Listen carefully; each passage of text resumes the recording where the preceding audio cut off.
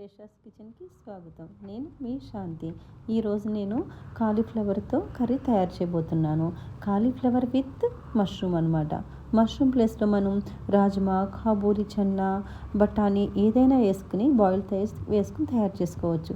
ఈ కర్రీ చాలా బాగుంటుందండి. ఎంతో టేస్టీగా ఉండే మన కర్రీ ఎలా తయారు చేయాలో చూపిస్తాను. కావలసిన పదార్థాలు చూపిస్తాను. ముందుగా ఒక కప్పు బాయిల్ చేసిన కాలీఫ్లవర్ తీసుకోవాలండి.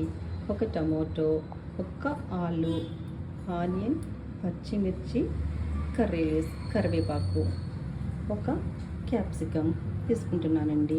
మనం ఇవన్నీ ఫ్రై చేసిన తర్వాత ఒక కప్పు మష్రూమ్ వేసి తయారు చేద్దాం. దీని తయారీ విధానం మీకు చూపిస్తాను. పసుపు, ఉప్పు, కారం, మసాలా పౌడర్ ఇవన్నీ మనం వేసుకుని తయారు చేసుకుని 4 స్పూన్స్ ఆయిల్ వేసానండి. ఆయిల్ బాగా కాగిన తర్వాత ఆనియన్ వేసి ఫ్రై చేసుకుందాం. కాగిన తర్వాత కొంచెం సోంపు వేస్తున్నానండి. ఈ కర్రీలో సోంపు వేసుకుంటే టేస్ట్ చాలా బాగుంటుంది. కొంచెం సాల్ట్, కొంచెం పసుపు వేసి వేయించుకుందాం.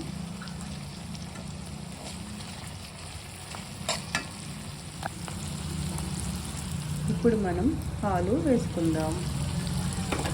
ఆలు బాగా వేగిన తర్వాత క్యాప్సికమ్ వేగిన తర్వాత టమాటా వేసుకుందాం.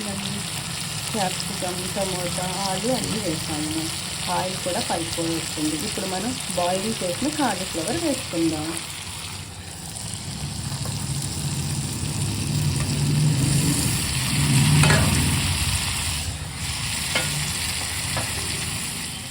కాలీఫ్లవర్ బాగా వేగిన తర్వాత మనకి తగినంత కారం వేసుకుందాం. తర్వాత మనం గరం మసాలా పొడి, ఇంట్లో తయారు చేసిన గరం మసాలా పొడి వాడతాం కదండి, గరం మసాలా పొడి వేసుకుందాం. ఇప్పుడు మనం ఒక కప్పు మష్రూమ్ వేస్తున్నానండి. మనం మష్రూమ్ కానీ, బఠానీ కానీ, రాజ్మా కానీ, కాబూలి శనగలు కానీ, బొబ్బర్లు కానీ ఏదైనా సరే బాయిల్ చేసి వేసుకోవచ్చు. మష్రూమ్ అయితే బాయిల్ చేయట్లేదు, దాన్ని క్లీన్ చేసుకుని మష్రూమ్ వేస్తున్నాను.